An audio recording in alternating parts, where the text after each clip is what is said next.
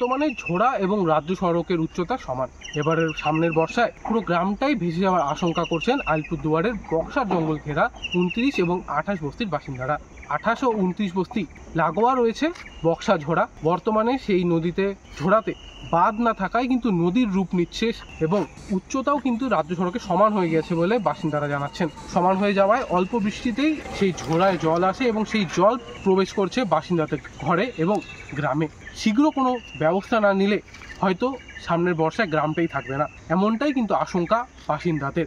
আদৌ কোনো ব্যবস্থা না হবে কিনা সেদিকেই কিন্তু তাকিয়ে এই 28 এবং 29 বস্তির বাসিন্দারা।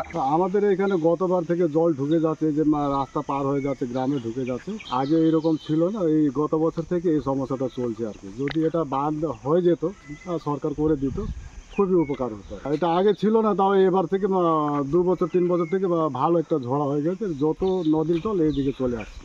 রাস্তার সাথে কি সমান হয়ে গেছে নাকি? রাস্তার সমান, মানে রাস্তা থেকে উঁচু দেখা যাচ্ছে এখন। তো কতটা ভয় আছেন এর জন্য?